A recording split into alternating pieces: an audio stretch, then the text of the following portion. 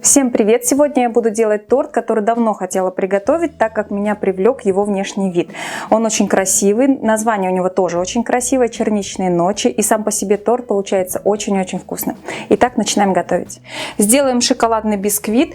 Этот бисквит можно встретить во многих рецептах тортов, он довольно популярен. И для него мне понадобится 2 яйца, кефир, сюда я уже добавила соду, это вот пенка от добавления соды, тут реакция уже пошла. Кофе, можно взять растворимый, можно сварить, это уж на ваше усмотрение. Дальше сахар, растительное масло без запаха. Я чаще всего пользуюсь подсолнечным маслом с добавлением оливкового. Соль и какао, мука и разрыхлитель здесь же. Начнем мы с взбивания яиц с сахаром. Добавляем сюда же уже щепотку соли и сахар. И также в нескольких рецептах я видела абсолютно разные способы смешивания всех ингредиентов для данного бисквита. Кто-то сразу все смешивает, кто-то вот отдельно яйца взбивает. Мне больше нравится вот этот вариант, когда мы яйца с сахаром сразу взбиваем. Сахар тогда полностью растворяется у нас. И при выпекании мы уже будем полностью уверены, что не встретится вот этого скрипа нерастворенного сахара на зубах. Смесь взбиваться будет на самой большой скорости миксера. А пока яйца взбиваются, мы сюда же в кефир добавляем кофе. Он у меня уже немного остыл, тепленький получился. Растительное масло и перемешаем все. Сухие ингредиенты также лучше заранее перемешать. 5-7 минут вполне достаточно для того, чтобы получить вот такую вот светлую яичную массу. Сюда же, кстати, я добавила и ванильный сахар, но этого можно и не делать, это по желанию. Меняю насадку для того, чтобы смешать яичную массу с остальными ингредиентами. Вводить я буду по очередности кефирно-масляную смесь и сухие ингредиенты. Можно вообще все перемешать и простым вот таким вот венчиком ручным. Вот такое получается красивое тесто бисквитное. Формы у меня в описании было написано, что это 20-сантиметровые, но покупала я их в разные периоды времени. И у меня они по факту получаются коржи 18 сантиметров. Но так-то формы 20-сантиметровые. Я думаю, многие замечали, что на форме указан один размер, а коржи получаются немного меньше. Распределяем примерно одинаковое количество теста. Я в большинстве случаев на глаз распределяю тесто. И с недавних пор я также на 2 формы сразу выпекаю шифоновый шоколадный бисквит. Сразу делаю тесто на 8 белков или на 6, смотря какая у меня размером форма. И также на глаз, просто чтобы по высоте было примерно одинаково. Примерно на каждую форму вот такого вот диаметра у меня уходит 460 граммов теста. Каждую форму накрываем пищевой фольгой и отправляем в духовой шкаф, разогретый до 180 градусов. Я выпекала сразу 2 коржа, то есть 2 формы сразу у меня были в духовке. Для того, чтобы не было вот этой огромной шапки, которая обычно бывает при выпекании такого рода бисквитов, я и накрыла фольгой. Теперь даю немного остыть прямо в форме и затем уже вытащу.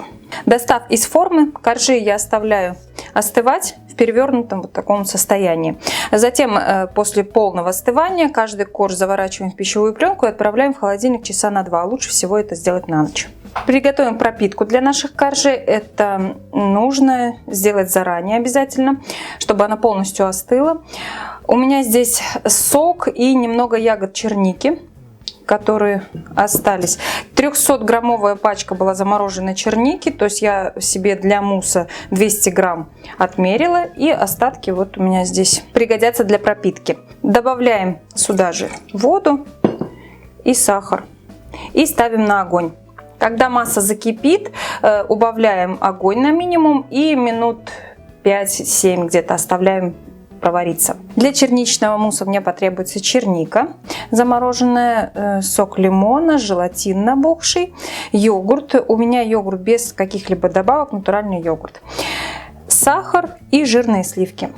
Соединяем в одном сотейнике сахар, сок лимона и чернику и отправляем на огонь. Доводим до кипения и снимаем с огня кастрюльку. Переносим массу в отдельную чашу и желатин ставим в микроволновку растопиться. Растопили желатин и теперь вводим его в чернику. Вот эта смесь сахарно-черничная, она должна быть не больше 60 градусов. Поэтому прежде чем вводить желатин, немного ее остудить. Смесь остужаем примерно до 40 градусов и вводим йогурт комнатной температуры. Все хорошо перемешиваем. Кстати, если вы не хотите, чтобы ягодки были цельные, то можно пробить смесь блендером сразу после того, как сняли кастрюльку с огня. Все, займемся сливками. Охлажденные сливки начинаем взбивать с самой маленькой скорости, постепенно ее увеличиваем и доводим сливки до плотного состояния. Забыла в ингредиентах указать сахарную пудру, ее мы будем добавлять прямо в сливки. Взбитые сливки соединяем с черничной массой до однородности. Можно это сделать венчиком, либо лопаткой. Мне удобнее лопаткой.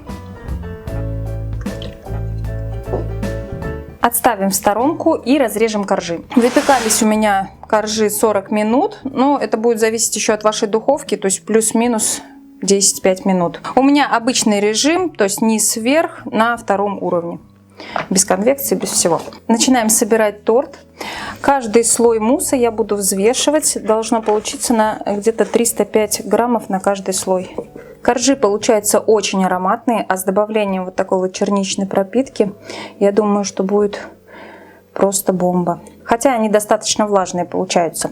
После того, как проварила черничную пропитку, я ее процедила, остудила. Чтобы ягоды у меня не оставались на дне чаши, я вот перекладываю их с помощью такой большой ложки.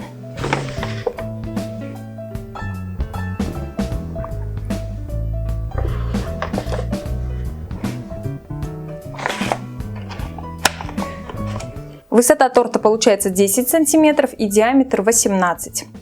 После сборки убираем торт в холодильник на ночь. Прошла ночь, будем пробовать.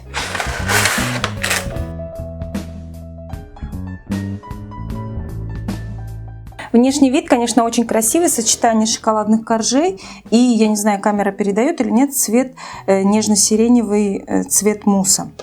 Ягодки здесь видно. В принципе, то, что я хотела получить. Единственное, что мне кажется, муссу можно сделать немного побольше. Но это дело вкуса. Кстати, о вкусе давайте попробуем.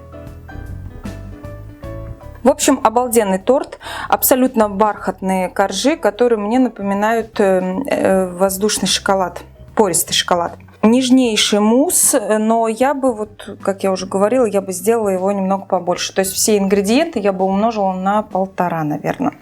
Или же убираем самый верхний корж. Делаем торт на 3 коржа с таким же количеством мусса. Немного мне не хватает мусса. Ну, это лично мне. Пропитки достаточно, и она здесь как нельзя кстати. Она прям дополняет эти обалденные коржи. Они какие-то брутальные, что ли, получаются.